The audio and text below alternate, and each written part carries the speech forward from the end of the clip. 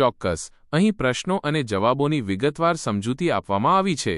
1. ભૂતકાળના અનુભવો અર્થમય બને તે રીતે વર્તમાન પરિસ્થિતિમાં પુનઃજાગૃત કરનારી પ્રક્રિયા એટલે જવાબ.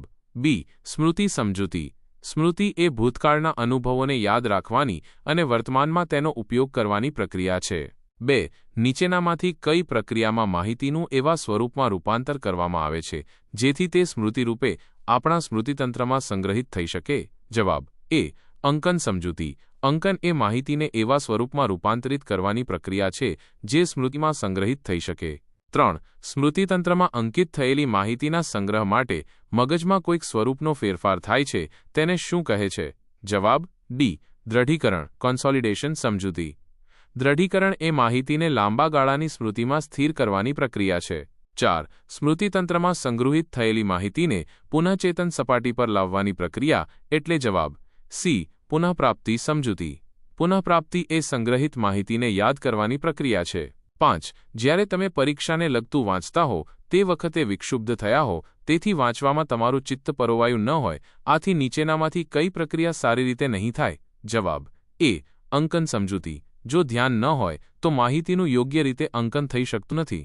6. હૈયે છે પણ હોઠે નથી એવું થાય તો કઈ પ્રક્રિયામાં વિક્ષેપ પડ્યો કહેવાય? જવાબ. સી. પુનઃપ્રાપ્તિ સમજૂતી. માહિતી હાજર હોવા છતાં તેને યાદ કરવામાં મુશ્કેલી પડે તો પુનઃપ્રાપ્તિમાં વિક્ષેપ થયો કહેવાય. 7. સ્મૃતિના 3 તંત્રો અંગેના કોના મોડેલનો વ્યાપક સ્વીકાર થયો છે? જવાબ. ડી. એટકિન્સન અને શિફરીન સમજૂતી. એટકિન્સન અને શિફરીનનું મોડેલ સાંવેદનિક ટૂંકા ગાળાની અને લાંબા ગાળાની સ્મૃતિ દર્શાવે છે. 8. નીચેનામાંથી કયા પ્રકારની સ્મૃતિનો સમયગાળો સૌથી ટૂંકો હોય છે? જવાબ. એ. દૃશ્ય સાંવેદનિક સ્મૃતિ સમજૂતી. સાંવેદનિક સ્મૃતિનો સમયગાળો માત્ર થોડીક સેકન્ડોનો હોય છે. 9. કઈ સ્મૃતિમાં સાંવેદનિક ઉદ્દીપકોની યથાતથ જેવી હોય તેવી છાપ ટકે છે? જવાબ. એ. સાંવેદનિક સ્મૃતિ સમજૂતી. સાંવેદનિક સ્મૃતિમાં ઉદ્દીપકોની છાપ થોડા સમય માટે જળવાઈ રહે છે. 10. ટૂંકા ગાળાની સ્મૃતિનો વિસ્તાર વધારવા માટેની સમૂહીકરણ ચંકિંગની પ્રયુક્તિ કોણે દર્શાવી હતી? જવાબ. બી. જ્યોર્જ મિલર સમજૂતી. જ્યોર્જ મિલરે દર્શાવ્યું હતું કે માહિતીને નાના જૂથોમાં વહેંચીને ટૂંકા ગાળાની સ્મૃતિની ક્ષમતા વધારી શકાય છે.